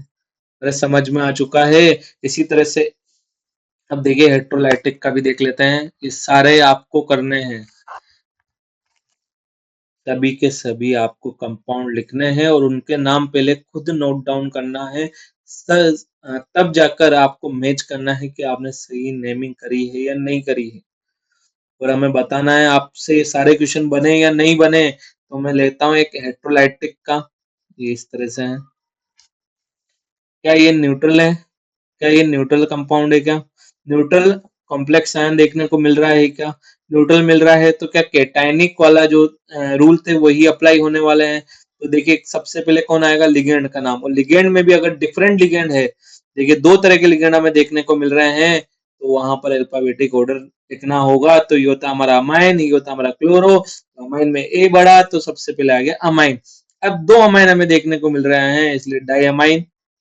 4 क्लोरीन हमें देखने को मिल रहे हैं, इसलिए टेट्राक्लोरो। देन उसके बाद पीटी का नाम होगा प्लेटिनम। अब यहाँ पर मुझे इसका ऑक्सीडेशन स्टेट निकालनी है, तो निकालने के लिए क्या करेंगे, पीटी को मान लेंगे x, जिसका निकालना है उसको मान लिया जाएगा x। अमोनिया का जो चार्ज होता है वो होता है 0, अमोनिया पे चार्ज 0, प्लस क्लोरीन पर चार्ज होता है -1, और 4 क्लोरीन है तो 4 - 1, और टोटल कंपाउंड पे चार्ज है 0, तो यहाँ से हो गया x इक्वल टू +4। तो यहाँ पर ऑक्सीडेशन स्टेट आ चुकी है +4, जो कि आपको देखने को मिल रही होगी +4, जो कि ले। तो यहाँ तक आप कर लेंगे या क्वेश्चन बना लेंगे? बना लेंगे तो बढ़े आगे, कमेंट करके जल्दी बताइए। चलें आगे, अरे बताइए जल्दी। चलें आगे तो चलिए, ये नेमिंग है जो आपको करनी है। चलिए नीचे वाले को भी एक बार रोक लेते हैं, खोज करके देख लेना आप। ठीक है चलिए, नेक्स्ट है हमारा effective atomic number. Effective atomic number जिसे ई ए एन बी कहा जाता है, जिसे EANB कहा जाता है, जो कि होता है total number of electron present in central atom after gain of electron from ligand through coordinate bond, is known as EN। Central metal atom में बॉन्डिंग के बाद कितने इलेक्ट्रॉन प्रेजेंट है उसे ही हम बोल देंगे effective atomic number. Coordination compound के अंदर सेंट्रल मेटल एटम के पास बॉन्डिंग के बाद कितने इलेक्ट्रॉन प्रेजेंट है उसे बोला जाता है इफेक्टिव एटॉमिक नंबर। और इसका फॉर्मूला भी होता है atomic number of central metal atom minus oxidation state, ये ऑक्सीडेशन स्टेट है, oxidation state plus coordination number multiply 2, multiply 2। देखिए फर्स्ट क्वेश्चन पे हम अप्लाई करने वाले हैं, मैं फर्स्ट क्वेश्चन आपको बताने वाला हूँ, बाकी आप करने वाले हैं। तो फर्स्ट क्वेश्चन में अगर बात करें तो इसकी EN हम फाइंड आउट करने वाले हैं, Fe की, क्योंकि यही हमारा सेंट्रल मेटल एटम है। तो Fe की EN अगर हमें फाइंड आउट करनी है तो सबसे पहले हमें इसका क्या पता होना चाहिए, एटॉमिक नंबर। बताइए क्या होगा, क्या होगा? अरे 26 होगा भाई, 26 होगा। देन उसके बाद ऑक्सीडेशन स्टेट हमें पता होना चाहिए, तो आप निकाल सकते हैं। पोटेशियम का होता है +1, कितने पोटेशियम है 4, प्लस Fe(x) प्लस CN6, तो 6 - 1 = 0। यहाँ पर x निकल के आ रहा है हमारा +2, यहाँ पर x निकल के आ रहा है हमारा +2। तो यहाँ पर ऑक्सीडेशन स्टेट को माइनस कर देंगे, -2 प्लस कोऑर्डिनेशन नंबर कितना है बेटा, 6। जब कोऑर्डिनेशन नंबर 6 है तो ये हो जाएगा 6 × 2। तो यहाँ पर ये हो जाएगा हमारा 24 प्लस 12, तो हो जाएगा 36। तो यहाँ पर जो इसकी ये निकल के आई है वो है 36, जो कि आपको ही निकालनी है दोबारा। जितने भी नीचे आपको क्वेश्चन दिख रहे हैं सभी की ईएन आप फाइंड आउट करने वाले हैं, सभी की ईएन आप फाइंड आउट करने वाले हैं। खोज करके निकालिए। नेक्स्ट में चल रहा हूँ सिडविक रूल पे। नेक्स्ट हमारा सिडविक रूल।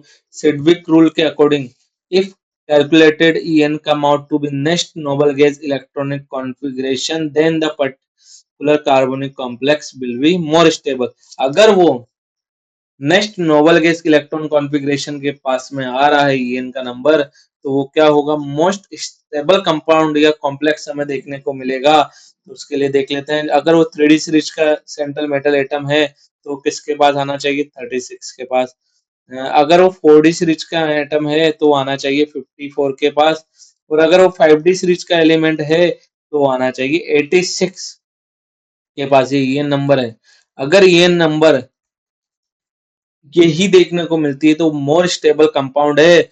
अब मुझे बताइए, अगर नहीं मिलती है, अगर नहीं मिलती है या तो इनसे ज्यादा देखने को मिले या इससे कम अगर देखने को मिले, तो क्या वो इलेक्ट्रॉन गेन या लूज करके एक स्टेबल कॉन्फ़िगरेशन बना सकता है, स्टेबल हो सकता है क्या?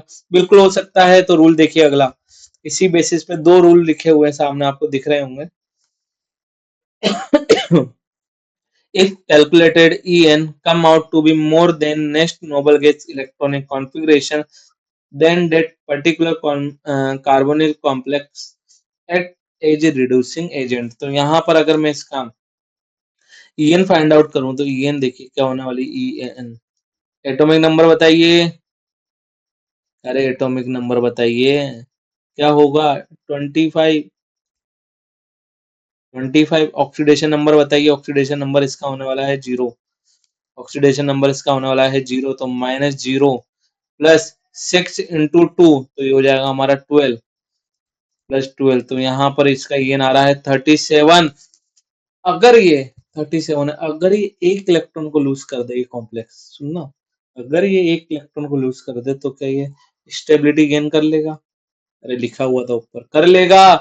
तो इसमें क्या करेंगे, एक इलेक्ट्रॉन को लूज करवा देंगे तो ये क्या बन जाएगा, MnCO6।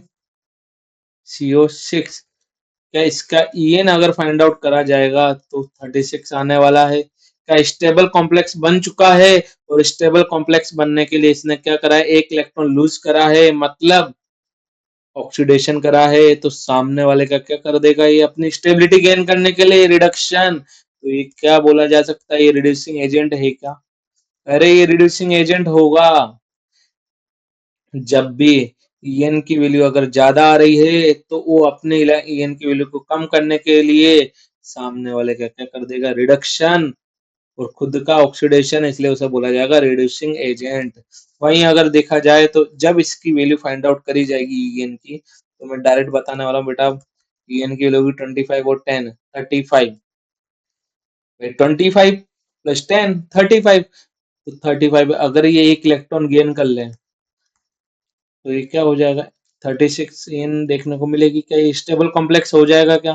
क्या ये स्टेबल कॉम्प्लेक्स हो जाएगा क्या? तो जब ये खुद का रिडक्शन कर रहा है तो सामने वाले का क्या करेगा, ऑक्सीडेशन, इसे बोलेंगे हम ऑक्सीडाइजिंग एजेंट। तो ये किसकी तरह बिहेव करेगा, ऑक्सीडाइजिंग एजेंट की तरह बिहेव करेगा, जो सामने वाले का ऑक्सीडेशन खुद का रिडक्शन कर देगा, क्योंकि स्टेबिलिटी गेन करनी है। क्लियर है? आगे बढ़े, चलिए। वर्न थ्योरी। वर्न थ्योरी अगर हम बोले तो ये थे हमारे father of coordination, father of coordination compound, father of. Werner साहब ने ही जितने भी कोऑर्डिनेशन किस तरह से आपस में बॉन्डिंग हो रही है, इसको सबसे पहले समझा था वर्नर ने, और इसलिए उन्होंने बोला था फादर ऑफ कोऑर्डिनेशन कंपाउंड। अब उन्होंने दो तरह की वैलेंसी को यहाँ पर बताया। First is primary valency, second is secondary valency.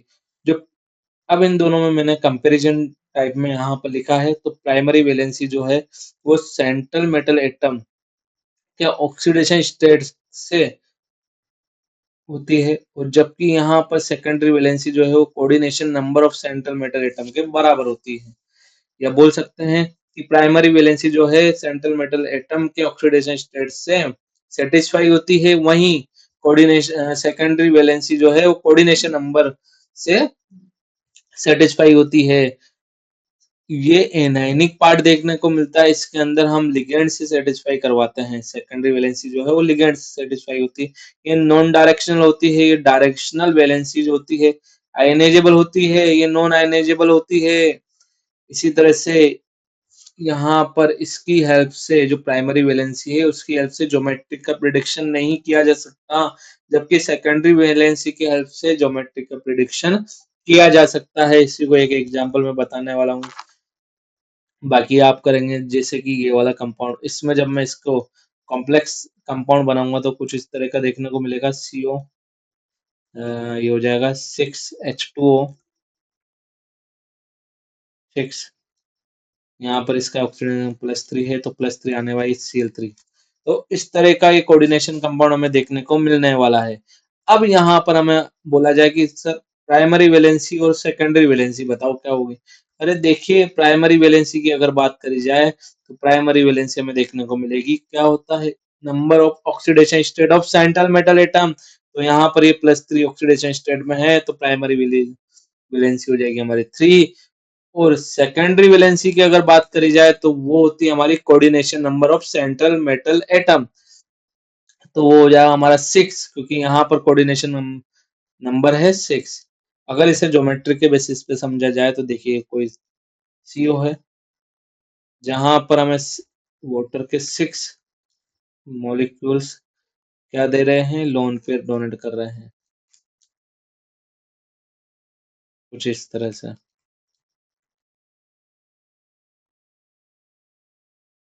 अरे थोड़ा सा गलत हो गया बेटा, तो उस टाइम तक तो कोऑर्डिनेशन बॉन्ड ही नहीं था, कोऑर्डिनेट बॉन्ड बना ही नहीं था। यहाँ पर हमें किस तरह से बताना है ये देखने वाले हैं। देखिए आप, ये H2O H2। अब बात सुनना, जब भी सेकेंडरी वैलेंसी होगी तो हम उसको इस तरह से बताने वाले हैं, एक स्ट्रेट लाइन बताने वाले हैं, जबकि primary valency co dot dot में बताते हैं, जैसे कि Cl।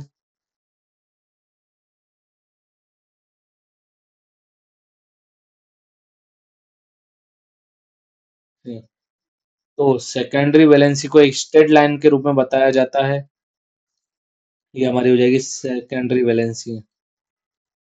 और primary valency co dot dot के रूप में बताया जाता है। तो इस तरह का ये स्ट्रक्चर देखने को मिलेगा, जहां पर सेकेंडरी वैलेंसी के बेसिस पर हम ज्योमेट्री का प्रिडिक्शन कर सकते हैं, लेकिन सेकेंडरी वैलेंसी प्राइमरी वैलेंसी के बेसिस पे ज्योमेट्री का प्रिडिक्शन नहीं हो पाता है। तो बाकी जो मॉलिक्यूल्स है इसका आप बनाने वाले हैं सेकंड, थर्ड और फोर्थ की प्राइमरी वैलेंसी और सेकेंडरी वैलेंसी आप फाइंड आउट करने वाले हैं। साथ ही इसी तरह से आपको स्ट्रक्चर बना के देखना है। तो आगे बढ़िए, चलिए बढ़ जाते हैं।